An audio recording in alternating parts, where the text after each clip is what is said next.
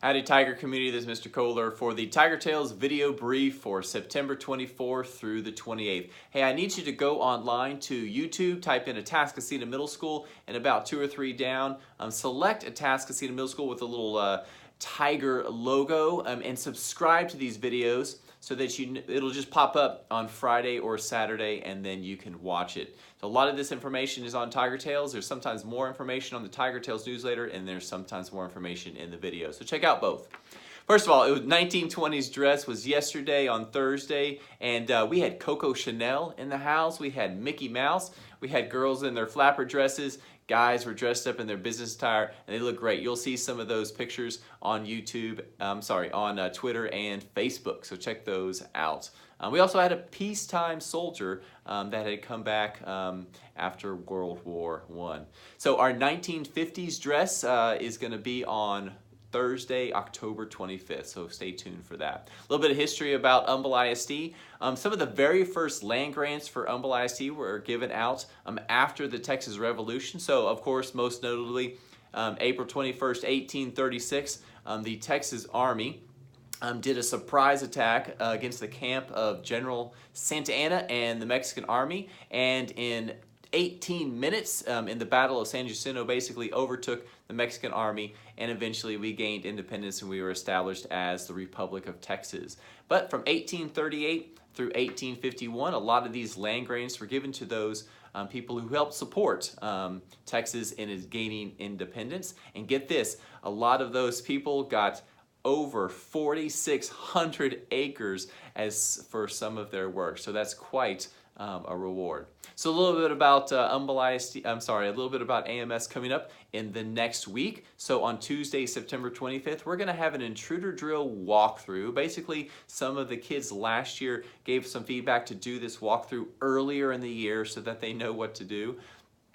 So basically, we're going to just show a video, and on Monday and then on Tuesday, students will be able to do a walkthrough to hear the announcement, to know that we need to secure the area, take magnets out of doors, find a secure place to get away from windows, and then what to do after that. So we're just going to do a walkthrough.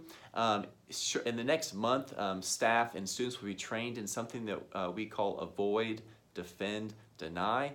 And then later on, probably in the early spring, we're going to do a full-scale intruder drill that also the administrators we know how to respond as well. On Wednesday, the September 26th, CSU is doing See You at the Pole. It's one of the biggest in Humble ISD, so come out from 7:30 to 8:25. I believe KSBJ is usually there. We're singing music. So yeah, please come out to See You at the Pole with Christian Student Union.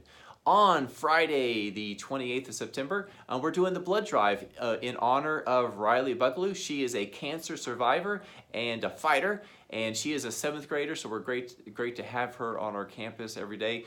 That blood drive is going to be for adults only. Of course, it's going to be from 9 a.m. to 1:30 p.m. What you need to do is go to giveblood.org, log in the digital donor, and type in the sponsor code E105 to make sure that you're getting an appointment specifically for this donor bus that will be on our campus. So please, September 25th on Friday, please sign up. That very evening, band will be doing its first fall concert at 6:30 in the gym. Also that Friday is the end of the 6-week grading period, which is a progress report, but it's a unique progress report because it is a UIL regain or lose eligibility. This is the only progress report where students can lose eligibility, which is unfortunate because there's still beginning of the year. There's still just there are more grades than the 3-week, but there's just not a whole lot of grades like we would have in a normal 6-week progress report in other grading cycles. So this next week is critical for students to make sure they're turning in all their work. They're doing the very best they can on all of their tests, because if a student has below a 70 for this progress report, and then they would lose eligibility in some of the sports that they are in. And they would have to sit out for 3 weeks just to make sure they establish better habits, raise their grades for 3 weeks after that to regain eligibility. So please be mindful of that this week.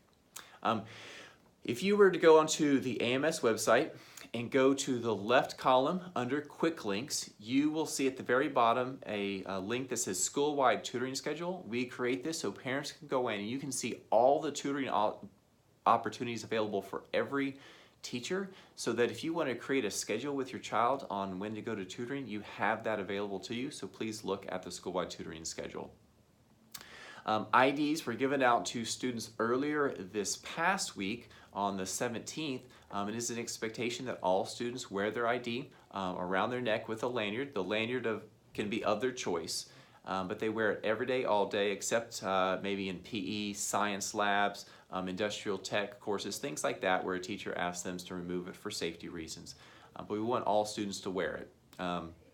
If a student chooses not to wear it, they will lose privileges. One of the most notable ones on a daily basis is that they will not be able to sit with their friends. They'll sit at table 5. But yeah, they won't be able to sit with their friends. Others is they won't be able to go to the library for the day, sit out on the patio. As far as going to pep rallies, they would lose that privilege. So we just basically remove privileges if students don't wear their ID badges. By far, the vast majority, 95% or more easily, are wearing their ID badges, but please make sure your student has a designated location. So at 4:04 or at the end of the day, they take it off, they put it in the same spot every day, possibly in their backpack. So when the next morning, they don't have to think about it. They just pull their ID back out of that same location. So we're going to start talking about annual fund. We took a break on that last year because we didn't want to ask the community to support us when we really needed to support each other after Hurricane Harvey and its recovery.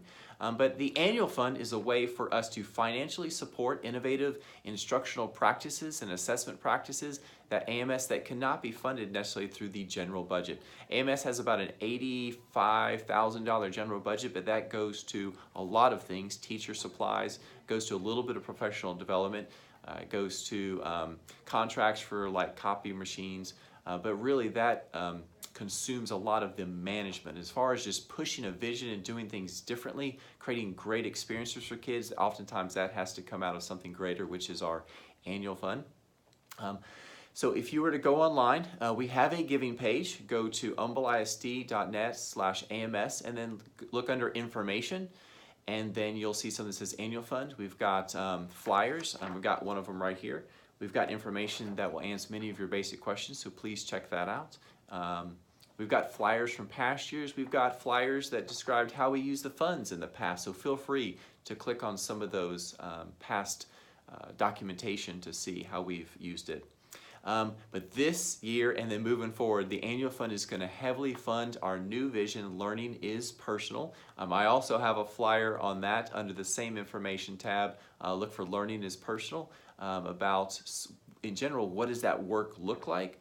But over the next week or two, I'm going to put out some more videos specifically about the goals, the things that we want to purchase that will support Learning is Personal, but also just some of the benefits for the students. Hope to give a video of some of the teachers and some of the requests that they have and how they would use annual funds as well. But the most important thing is 100% participation. We know that we cannot all give financially at the same level, but if we were to each give just a small portion, hopefully in a cheerful manner, that we would be able to meet many of these needs to support the students in the classroom. So anything from $5 all the way up to $500 or $1,000 would be much appreciated, would go toward helping us. So 100% participation, every gift matters. But I look forward to talking to you more about that in a little bit. And lastly, just drop-off procedures as we're continuing to work on the new procedures as we harden the building and work on that safety vestibule. The most important thing is that you would know what your child's lunch period is. 6th graders, pretty much all of them have A lunch. Most 7th graders have it B lunch. Some 8th graders have it C lunch, and then we have a mix of 7th and 8th graders in D lunch. That's primarily those who are in PE, those who are in a fine arts program during 4th period, who are in an 8th grade science class. These are just what we've done in the past. So please ask your child what lunch they have so that you know which cart to put it on correctly. So thank you all very much. If you have any questions, feel free to let me know, and I'll make sure that I direct those questions to those people who can answer it if you don't know who those people are already. You all have a great weekend, stay dry, and we'll talk to you next week.